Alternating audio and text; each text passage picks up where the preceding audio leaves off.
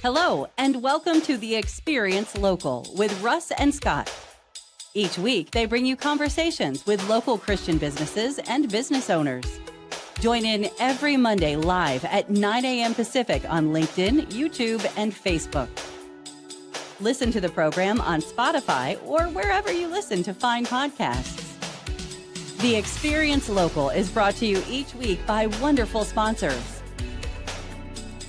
10D Tech, delivering fast, friendly, and fully managed IT services for Oregon businesses. Call 541-243-7201 and online at 10dtech.com. Join Boson Hub in supporting Kicking Cancer, empowering individuals and their families to thrive in their cancer journey through action, support, and education. kicking-cancer.org.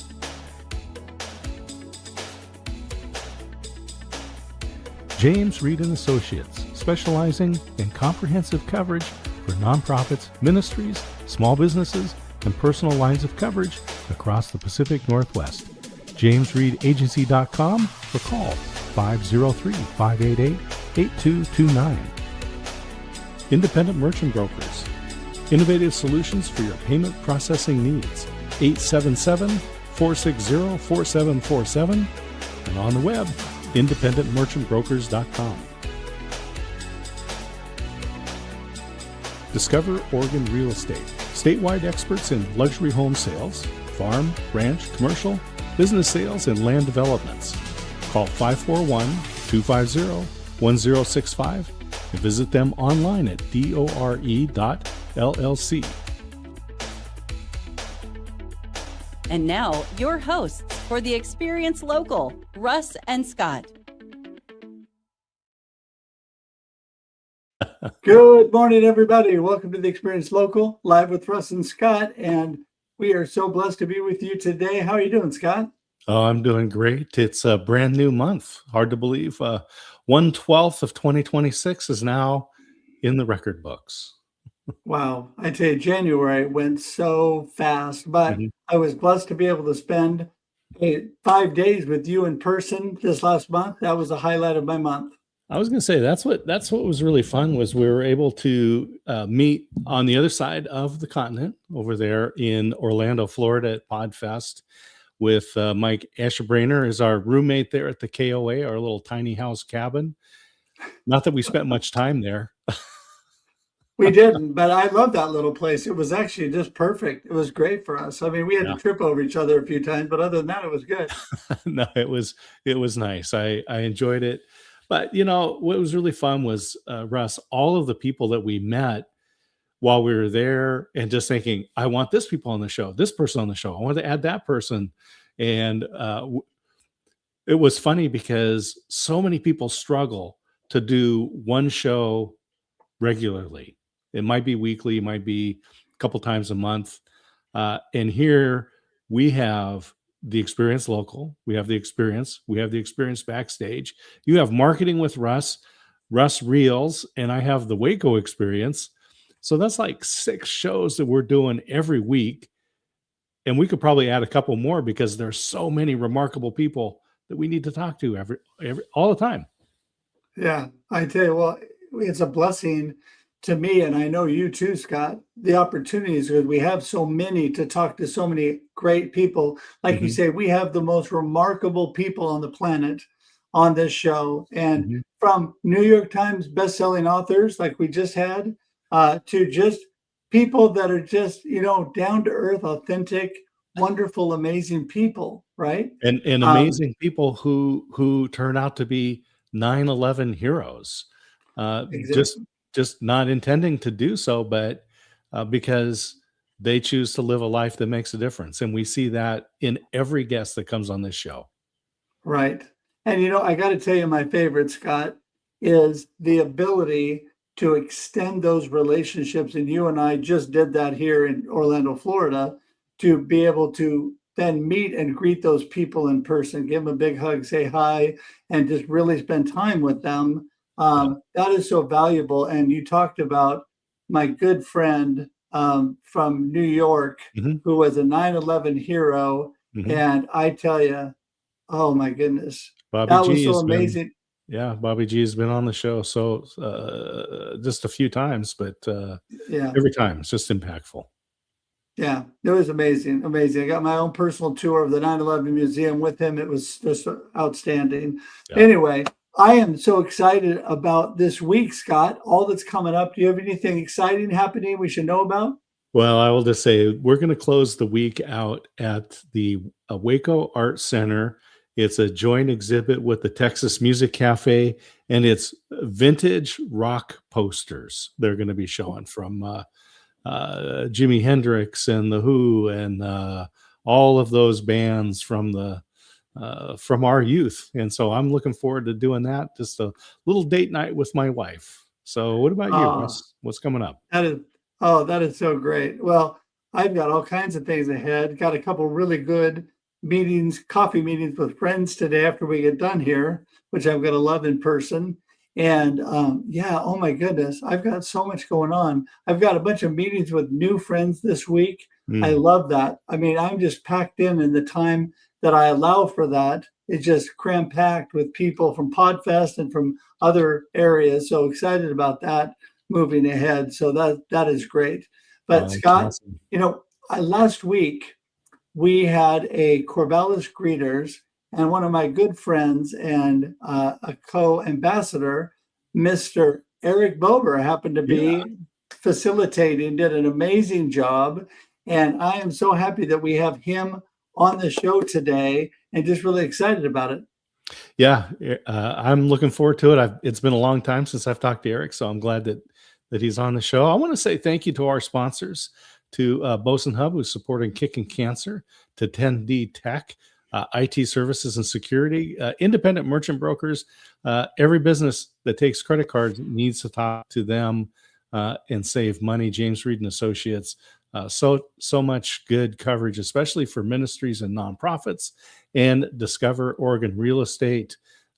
Wherever you want to buy a house, they've got one for you there. And you can learn more by going to local.theexperience.video, and you can learn all about the shows that we have, the books that we have for sale, the YouTube channels, LinkedIn. We encourage you, follow us there. Go to local.theexperience.video, and you can find this episode with Eric there and all of the other remarkable people. Russ, this is what, episode number 90 something? Something, 90 something. I mean, it's happened so fast I'm losing track.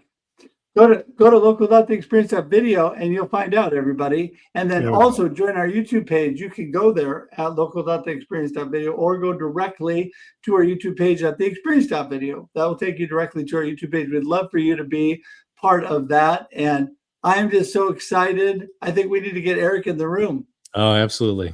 I want to hear what's going on in his world. Give me a drum roll. Ooh. There he is. Hey, Eric, how's it going? Yes. There you go. Great to have you on this morning.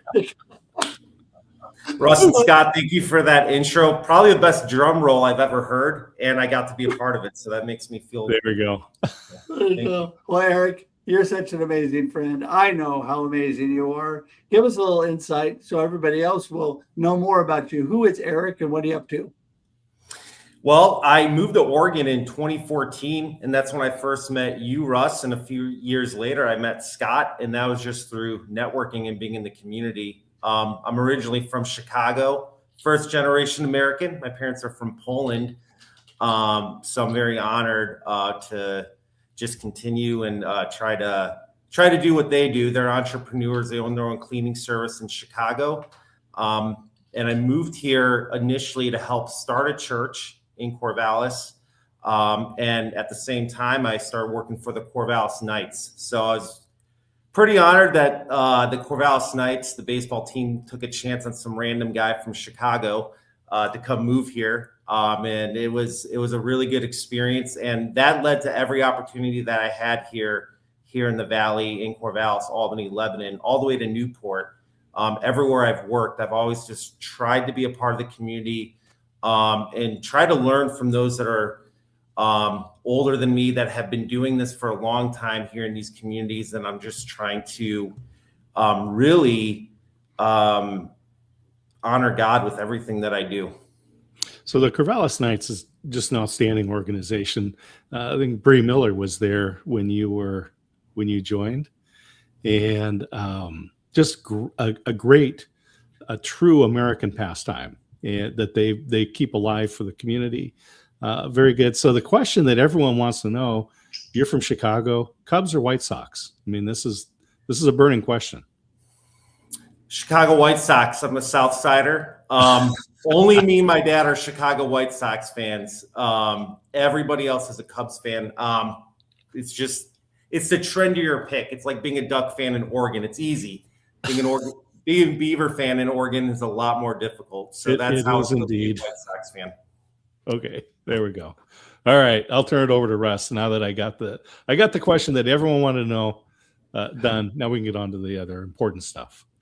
Well, and of course, we know you're a Bulls fan, of course, that pretty much everybody's a Bulls fan, but there you go. So Eric, I just love how you and I have got to know each other pretty well through some ups and downs in life. And I've been honored to be able to pray with you, to spend time with you and do all that. But, all that you've such a great connector, a great community guy, but your faith is so strong. And I love that about you. We've been able to pray together several times. Talk a little bit about just the importance of your faith in all that you do. I can't imagine life without it. Well, I guess I can because I did, right? I started really diving in my faith and having it as a foundation for my life probably in 2012. So I was a senior in college and big partier.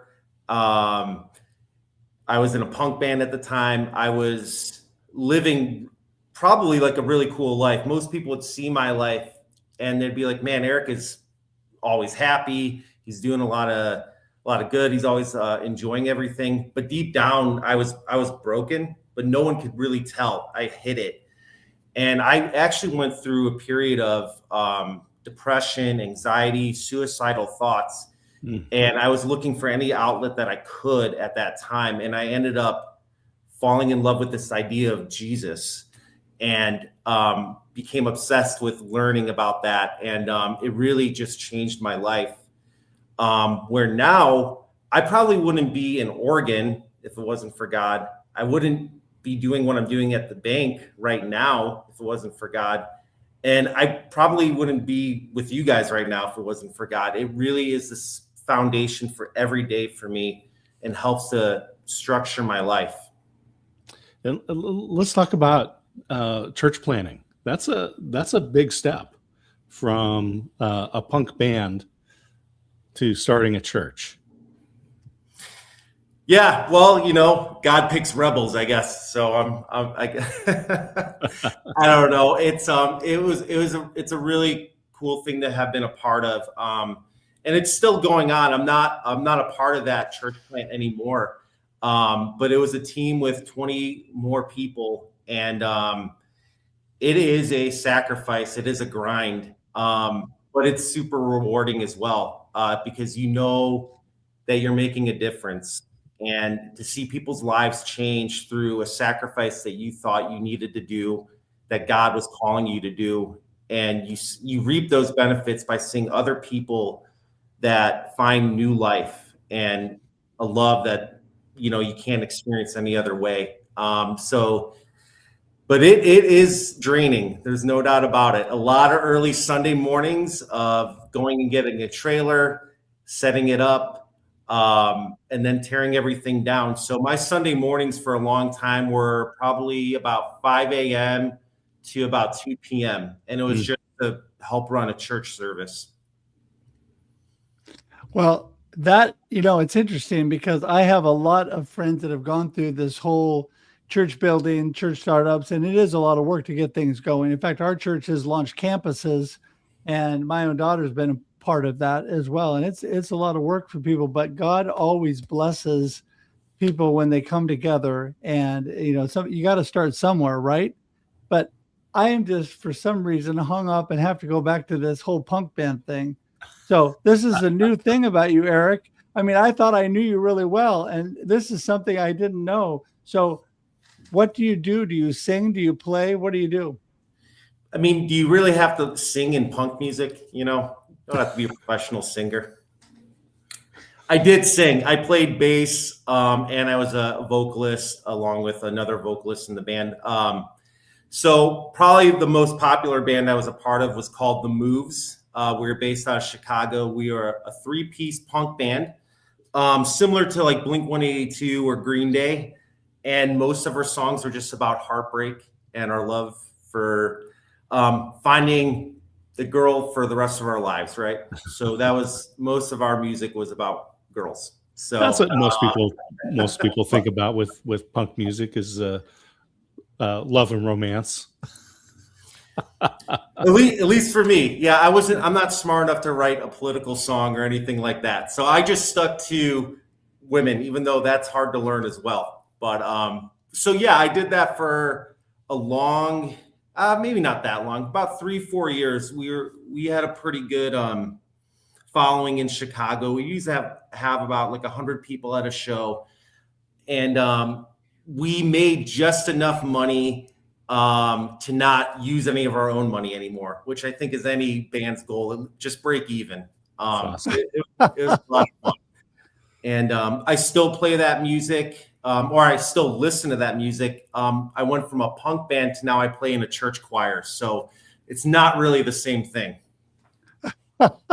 It's not, but I have a little bit of experience here because my son started with a Christian punk band. That's where it all started with him.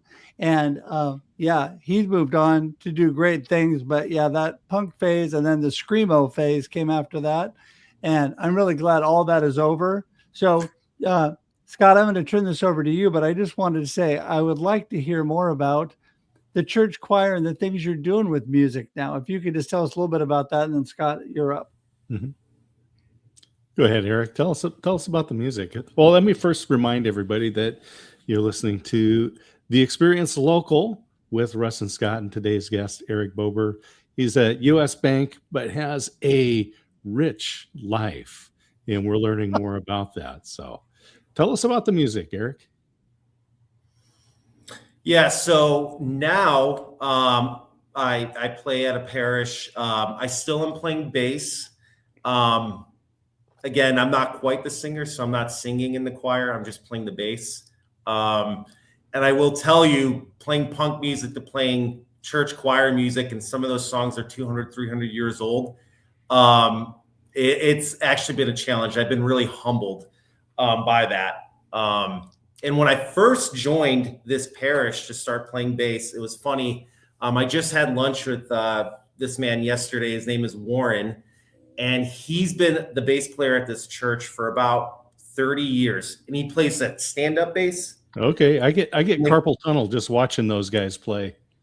It's it's unreal. Yeah, and when they asked me to join, they said, "Oh, we heard you play bass. Here's the bass," and I'm like, "Ooh, I can't play that thing unless I can turn it around somehow, right?"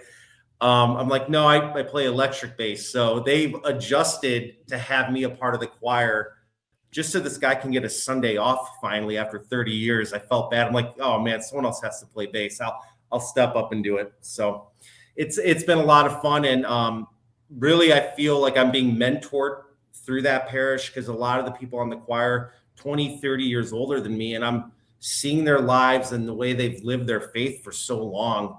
And it really inspires me. So I'm just really happy to be a part of it.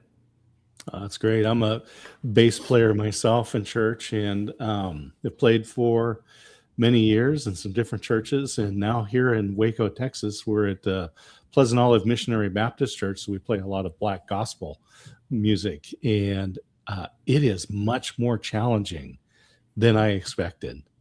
So I am working hard to try to catch up, but I tell you, it's a lot of fun. Music, God created music like nothing else. You know, if I start telling you the same joke or same story or, the same day, you're like, Scott, I've heard that. But we will hear the same song 3 or 4 days or 3 or 4 times in a day and still be singing along every time. So tell us, how did you get started in music? So I remember, I have two older sisters, and I remember my sister Bridget or Caroline. They might be listening, so if I mess up, hopefully they'll forgive me. I'm the youngest brother and the only brother, so they should be nice to me. They had a CD collection back in those days, right? And I remember I would always be attracted to more of the punk style because of the album artwork. And I really got into a band called Blink-182. That was the first band I really fell in love with, and I would watch them play, and then I would have a friend that liked them as well. So we're like, well, we should just start a band. You know, we were 13 or 14 years old, no musical background or talent or gifting or anything like that. And I remember trying to get a guitar, but then I saw this guy in this punk band playing another guitar that only had 4 strings and they were bigger. And I'm like, that looks easier. That only has 4 strings and they're huge. Why would I play this 6-string guitar? I'm just going to play that bass, and he's playing with a pick. I can just do that. And it was really that simple. Is really what I did. I just would pick that up, and just after school, me and my friend would hang out and we just play music together. Well, it's interesting because I came from a very musical family. And so music was always a part of everything that I did. So it was a natural when I got saved and moved into the church, became a worship pastor pretty quickly, took over choirs and all that kind of stuff. I love all that. So I love music. So we could talk, Eric, about this all day long. But I wanted to touch on a little bit. Your family is not in Oregon, and you've moved on. All of your life, I'm sure that you've got some inspiration from your parents and your family, but it can be a little difficult sometimes having distance, right, between you and your family. Yeah, I think especially for my dad. So I think he would talk to me 8-10 hours a day if I allowed it. So the love my dad has for me is incredible. And my mom loves me as well, but she's more of a staunch Polish European, and she doesn't want to show her love, but I know she loves me. And I have a really good relationship with my family. And something that as I get older, I'm not taking for granted anymore, because I meet a lot of people that they're not close with their siblings or their parents, and it hurts to see that. And the fact that God has blessed my family, that they actually care for me and want me in their lives, it's special. I think what's interesting and why it doesn't feel as difficult not being near them is that my sisters live one house apart from one another, and my parents live in a finished basement at one of their houses. So that entire family, my family, is together in Chicago with a nephew and nieces, and they're so close knit. And I'm the one that felt that I needed to leave and go do something else. And I think I get that from my parents coming from Poland. They ventured off, and I always felt like my true home isn't going to be where I started. I think God has something else for me, but it brings a lot of peace knowing that they're all together, and their lives are thriving. And it gives me a lot of peace to go to what I feel like I need to do. Of course, I want to be closer and see be a better uncle and see my nephew and nieces grow up. But as you guys know, life is sacrifice at times, and I just don't feel called to be there. I feel like my journey is meant to be somewhere else, and right now it's here in Oregon. And you came to Oregon to start the church. You worked with a sports team. You've been in staffing, and now you're in banking. And I myself spent 12 years in banking, so I kind of know the world, although it's changed significantly since the days I was there. We get this great question from LinkedIn. It says, Eric, you've always led with integrity and honor in everything you do. What's one habit you've kept over the years that you think every young banker should steal? And I don't think bankers should steal, but which one do you think they should leverage? Yeah, don't steal as a banker. It doesn't turn out good for the robbers or for you. So I would not recommend it. I think the biggest habit is wanting to serve, having that ability to serve your clients and your prospects. Sometimes bankers get lumped in with car salesmen or any type of sales. But I've learned, and it was actually hit me this past year, that being in sales is actually a really noble profession. Like, we need people in sales. It's a good thing. It's not a negative. Whether you're selling cars or banking products, it's a noble profession. And I've learned that really over this past year. And I think any new bankers that I try to talk to or that come into our company, it's really that idea of service, of serving your clients and serving your community and serving your prospects. If you treat people right, you're naturally going to have business. If you force something on somebody or recommend something that isn't going to benefit them, long term, you're hurting them, you're hurting the company, and you're hurting yourself, really, with your conscience, I would hope. So I think there is this idea of service that not only do I do in banking, but I think in anything that I've done, I try to really serve people. And I feel like God's blessed me with opportunities through that. Well, I think you are awesome at that, Eric. You are a great service person. I love to come to your bank and have you say hi to me when I walk in the door. And you are just such a great guy. Appreciate you so much. But I've got to be the responsible host. We're drawing to the end of the show. Have about a minute left for you to tell us your gold nugget of the broadcast. And that is, what do you want people to really remember about our conversation? And then also let us know how we get in touch with you, because people can reach out, and that would be awesome. So go ahead. Yeah, I think for me, in the role at US Bank, I'm a small business specialist. So I serve our businesses and nonprofits, whether they bank with me or not. I'd love to just discover more about what you do and see if there's any way that I can be a resource to you. And that's in Corvallis, Albany, Lebanon, all the way to Newport. But you can bother me from anywhere, and I'll be happy to see how I can just get to know you and help you.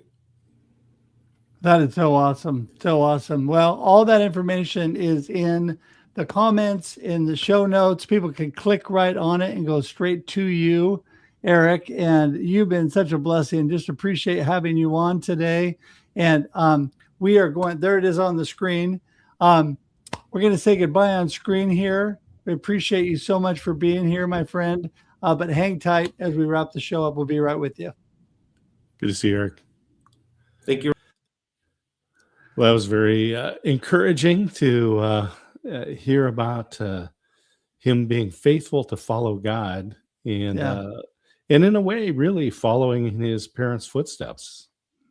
Really. Yeah. I mean, I know he's got amazing parents, and it means a lot to him, but he just feels called, and he's definitely one to follow the voice of God. He and I have worked together, prayed together so many times, and I know that he's got a heart after God, and that is so amazing about Eric.